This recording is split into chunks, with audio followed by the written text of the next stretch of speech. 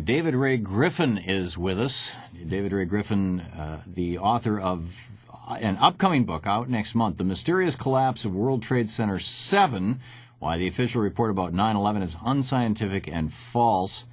David Ray Griffin, welcome back to our program.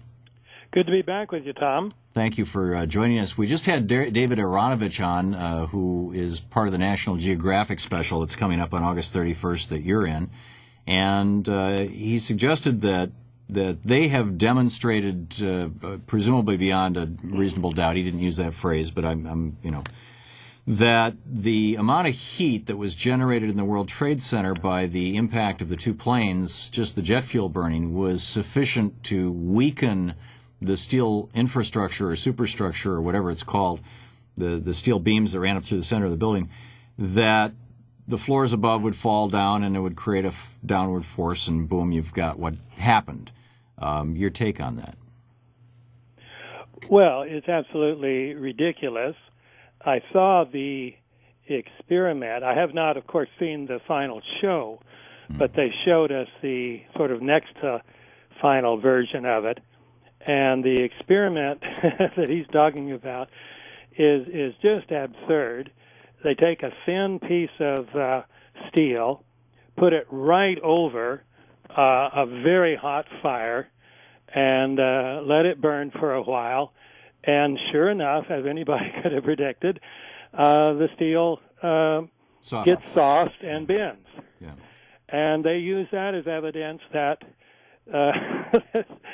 the fires in the building could have caused the steel to come down. First of all, just the experiment itself, we're talking about huge steel columns and beams, very, very enormous compared with this little piece of steel.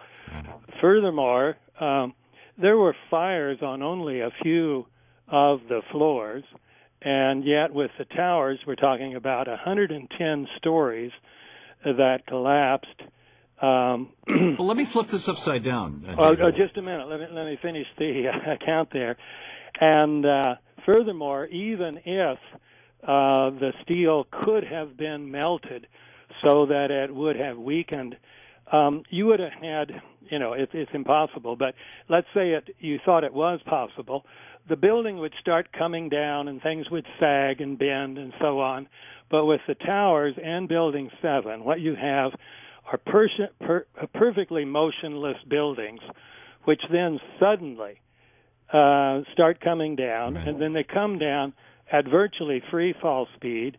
And with Building 7, even NIST, the National Institute of Standards and Technology, has now admitted that the building came down for over 2 seconds in absolute free fall. That means there was zero resistance. NIST itself had explained why free fall would have been impossible. I get it, and I'm not disputing what you're saying. Here's a question, though, that I haven't been able to resolve. If I wanted to terrify America, whether I was Osama bin Laden or whether I was Dick Cheney, if I wanted to terrify America, it seems to me that it would be much easier and much more successful to plant a bunch of explosives in 3 buildings and then have somebody in Arab garb go on TV and say, in 1 hour, like in a bad Arnold Schwarzenegger movie, in 1 hour I'm going to blow up 3 buildings in a major U.S. city. If you do not pull out of Israel within 30 days or pull out of Saudi Arabia, I will blow up another 3 buildings in another major U.S. city. And then pull the plug and blow up the World Trade Center with no airplanes at all. And then everybody who is in every skyscraper in all of America would be absolutely scared witless, and the terror effect would be 100 times greater than what we had, and would last much longer. If they were going to do that, if they're going to go to all the trouble of planting explosives, why didn't they make maximum terror impact of it? Well, a couple answers to that. In the first place, you can ask questions about every aspect of 9/11, and I wrote a whole book on internal contradictions. It's called 9/11 Contradictions, an open letter to the Congress and the press. Right, I'm familiar with it. And we have just a minute left here. I'm sorry. And I raise all sorts of what-if questions. Why did they do this? Why did they do this? Why Why didn't they do something smarter? So sure, that's a scenario. But as you know, as a reporter, you have to ask the people involved, why did you do such a thing? You can't ask somebody else. Right.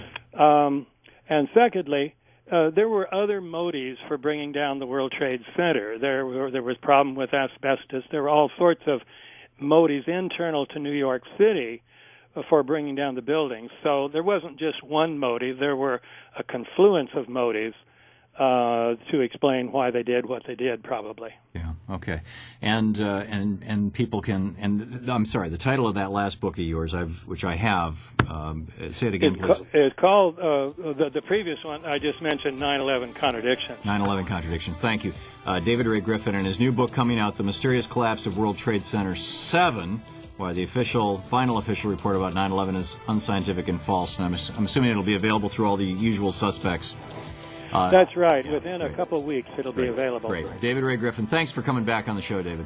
Thanks to you, Tom.